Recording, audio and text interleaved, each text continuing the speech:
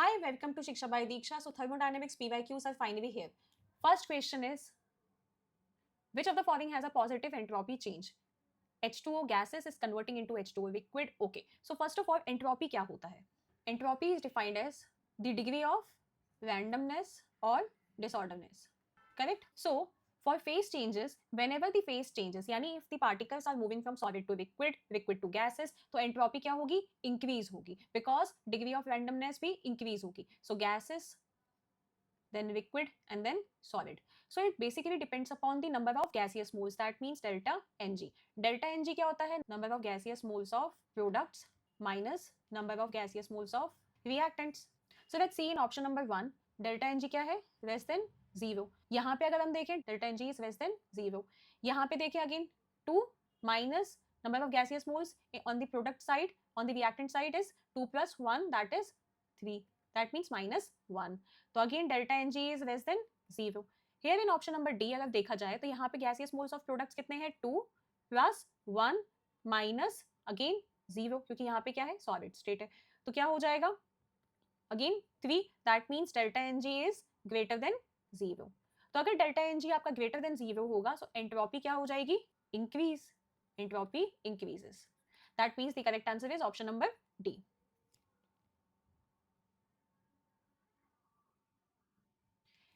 So the next question is the lattice enthalpy and the enthalpy of solution in water for solid NaCl are 753 kilojoule per mole and 5 kilojoule per mole respectively. If the solution enthalpies of Na positive ion and Cl minus ion are in the ratio of 6:5, then the enthalpy of hydration of Na plus ions is. Okay तो इसके लिए सबसे पहले तो हमें पता होना चाहिए कि एंथैल्पी ऑफ सॉल्यूशन होता क्या है. Enthalpy of solution is the total energy change when an ionic compound dissolves in water. जब भी आयोनिक कंपाउंड पानी के अंदर डिसॉल्व होता है is known as enthalpy of solution. So that means जब भी कोई आयोनिक सॉलिड वाटर में डिसॉल्व होता है तो first it breaks down into ions. That means the lattice energy plus the energy that is released when ions undergo into hydration in water. So that is hydration enthalpy. So first of all, enthalpy of solution होता क्या है? Enthalpy of the solution is the total amount of energy change when an ionic solid dissolves in water. Okay जब भी कोई ionic solid water में dissolve होता है तो first it breaks down into ions and then that means lattice enthalpy plus the energy released when ions undergo hydration in water, that is hydration enthalpy. So delta H of solution of NaCl is equal to delta H lattice enthalpy of NaCl plus delta H of hydration of ions Na plus ion plus delta H of hydration of Cl minus ions. Okay तो हमको ये find out करना है. अब यहाँ पे delta H solution of NaCl क्या दिया हुआ है हमको? 5 kilo joule per mole. Okay delta H lattice enthalpy कितनी दी हुई है? 753 प्लस ये हमको फाइंड आउट करना है तो उसको we are supposing it as x plus delta H of Cl minus ion hydration enthalpy कितनी दी हुई है हमको? See, here the solution enthalpies of Na positive ion and Cl minus ions are in the ratio of 6:5. That means hydration enthalpy of Cl minus ion will be, it is going to be 5/6 of x. Okay, so यहाँ पे इसको solve करेंगे तो x हम find out कर सकते हैं तो it will be 753 plus 11x upon में 6. So here x is going to be minus 748 into 6/11 is equal to minus 408 kilojoule per mole. That means the correct answer is option number C. Okay so lattice enthalpy क्या होती है? Lattice enthalpy means जब भी ions combine होते हैं and the amount of energy जो उसमें release होती है to form 1 mole of NaCl compound is known as lattice enthalpy. 2 plus 3H2 gives 2NH3. Which of the following is correct? So यहाँ पे हमें क्या फाइंड आउट करना है? यहाँ पे हमको delta H that means enthalpy and internal energy में आपको रिलेशनशिप निकालना है. अब यहाँ पे इक्वेशन क्या है? N2 of gas plus 3H2 of gas gives you 2NH3. Okay सबसे पहले तो delta H and delta U में रिलेशन क्या होता है? Delta H and delta U. Delta H is equal to delta U plus P delta V. Okay, if P is constant and PV is equal to P delta V is equal to delta Ng RT. तो अगर मैं यहाँ पे इस equation में put कर देती हूँ इसको तो ये हो जाएगा final equation delta H is equal to delta U plus delta Ng RT. अब डेल्टा Ng हम सभी इक्वेशंस इसी इक्वेशन के लिए निकाल लेते हैं. डेल्टा Ng यहाँ पे क्या हो जाएगा इसका? Delta Ng is equal to 2 minus में 4, that means minus 2. So that means delta Ng यहाँ पे क्या है? Less than 0. If delta Ng is less than 0, that means delta H is less than delta U. Okay, so the correct answer is going to be option number C. And first of all यहाँ पे अगर हम देखें तो delta E and delta U is same thing, okay, ये दोनों एक ही चीज को रिप्रेजेंट करते हैं. सो the next question is given that delta H of reaction and entropy are given to you. Okay, the value of log 10K for the reaction A gives you B is. Okay, तो सबसे पहले तो हमें यहाँ पे एक relationship पता होना चाहिए that delta G naught is equal to RT minus LNK. Okay, so यहाँ पे delta G क्या होता है? delta G is delta H naught minus T delta S naught is equal to delta G naught, right, which is equivalent to minus RT LNK. अब इसको हम यहाँ पे देख सकते हैं, ये वैल्यूज आपको गिवन है. डेल्टा एच क्या दिया हुआ है? -54.08 किलो जूल में दिया है, तो this you have to convert in joules 10⁻³ minus temperature which is given to you as 25 degree Celsius, so it will be becoming 298. Entropy कितनी दी हुई है? डेल्टा एस नॉट इज 10, तो it is 10 joules. Okay, minus r, always remember to use r is equal to 25/3 in joule per mole. Okay, r is going to be 25/3 joule per mole Kelvin. तो यहाँ पे क्या हो जाएगा? r की value हम put कर देंगे 25/3, t is again 298, LNK हमें फाइंड आउट करना है. LNK को हम कन्वर्ट कर देते हैं इनटू लॉग. ठीक है, it is going to be, मैं इसको नीचे लिख देती हूँ, -54080 minus 2980, ठीक है, is equal to -25/3 into T 298 into 2.303 log of K base 10. तो अब इसको हम सॉल्व करेंगे तो यहाँ पे हमें फाइंड आउट हो जाएगा, इसको हम कैंसिल आउट कर देंगे, 99 कुछ कैंसिल आउट हो जाएगा. ठीक है, सो 25 into 99 is approximately 2500, 2500 into 2.303 log of 10 base के. ठीक है, सो इसको हम ऐड करते हैं, तो this is going to be 57060. ठीक है, तो 57060 डिवाइडेड बाय माइनस, इसको हम सॉल्व कर देते हैं, 2500 into 2.303 is equal to log K, तो ये हो जाएगा 57060 divided by 5757.5 log of 10K. अब ये अप्रोक्सीमेटली क्या है? 10 हो जाएगा, तो that means the correct answer is option number B. ठीक है, so the next question is if the bond energies are as follows. आपको सभी की बॉन्ड एनर्जीज दी हुई है, रिएक्शन दी हुई है, आपको enthalpy of the reaction find out करना है. किसका? मीथेन का क्लोरीनेशन रिएक्शन किया हुआ है. यहाँ पे इस इक्वेशन को यूज करके हमें बॉन्ड एनर्जीज की वैल्यूज पुट करनी है. This is very easy question. Okay, so here the question is if the bond energies are as follows. अब बॉन्ड एंथैल्पीज आपको दी हुई है, बॉन्ड डिसोसिएशन एनर्जीज आपको दी हुई है सभी बॉन्ड्स की, और हमको फाइंड आउट करना है enthalpy of the reaction. So first of all to find out the enthalpy of the reaction, bond energies देनी चाहिए, तो वो क्वेश्चन में दी हुई है. So first of all if the bond energies are given in the question then the enthalpy of the reaction can be calculated. So यहाँ पे हम कैसे फाइंड आउट कर सकते हैं? इक्वेशन आपको दी हुई है, CH4 + 2 of Cl2 gives you CH2Cl2 + 2 times of HCl. Okay, तो हम यहाँ पे एंथैल्पी ऑफ रिएक्शन कैसे निकाल सकते हैं? बॉन्ड एनर्जीज को यूज करके जो यहाँ पे चाहिए होगी. ठीक है, तो यहाँ पे क्या हो जाएगा? Reactant minus product. तो यहाँ पे रिएक्टेंट माइनस प्रोडक्ट में अब हम बॉन्ड एनर्जीज की वैल्यूज को पुट करेंगे, हमें एंथैल्पी ऑफ रिएक्शन मिल जाएगी. ठीक है, तो रिएक्टेंट माइनस प्रोडक्ट में सबसे पहले तो how many bonds of CH are there in CH4? 4 bonds. ठीक है, अब 4 बॉन्ड्स अगर होंगे यहाँ पे तो हम पुट करते हैं, तो कितना हो जाएगा? 4 इंटू CH बॉन्ड की बॉन्ड एनर्जी आपको दी हुई है 413.8 प्लस 2 Cl बॉन्ड्स, तो 2 इंटू 238 प्लस, ठीक है, इन दोनों को हम ऐड कर देंगे, तो 4 into 413.8 is how much? 1655.2 plus 2 into 238 कितना हो जाएगा? 476.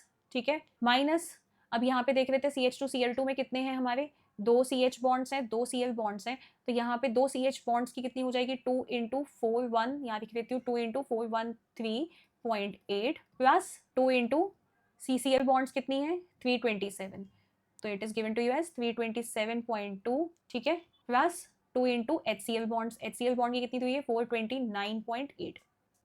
ठीक है, इन सबको सॉल्व कर देते हैं. ठीक है, तो 2 इंटू 413.8 इज हाउ मच?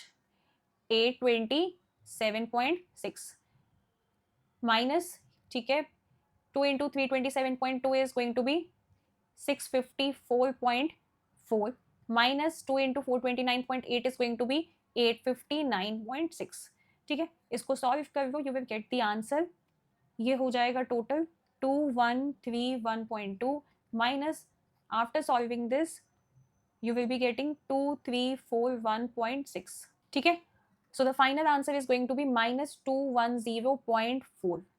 अब यहाँ पे करेक्शन है इस क्वेश्चन के अंदर, मिस्टेक दी हुई है जो कि हमारा जो ऑप्शन है वो किसी भी ऑप्शन से मैच नहीं हो रहा है हमारा आंसर, तो that means there is an error in this question. ठीक है, as per the given data हमारा जो आंसर है वही सही होना चाहिए, तो यहाँ पे करेक्शन है. ठीक है, so the next question is for the reaction 4NO2 of gas plus O2 gives you 2N2O5 and the delta H of reaction is given to you. If the N2O5 is assumed to be formed in the reaction as a solid, then the enthalpy of reaction हमें पूछी गई है. Delta H sublimation आपको दिया हुआ है. Okay, सो इस question में हमें करना क्या है, हमें सबसे पहले तो दिया क्या है, हमें दिया है एक इक्वेशन 4NO2, NO2 का ऑक्सीडेशन हमें दिया हुआ है, O2 of gas gives you 2N2O5 of gas. इसकी एंथैल्पी ऑफ रिएक्शन हमको गिवन है कितनी, -112 kilojoule. Okay, considering this equation as 1. अब हमको और क्या प्रोवाइडेड है इक्वेशन के अंदर, delta H of sublimation of N2O5. That means sublimation energy आपको कितनी दी हुई है, N2O5 of solid is converting into N2O5 of gas. Okay, यही होता है ना सब्लिमेशन. तो डेल्टा एच इसका कितना दिया हुआ है, सब्लिमेशन एंथैल्पी हमको दी हुई है 54 किलोजूल. ठीक है, इसको हम मान लेते हैं इक्वेशन नंबर 2.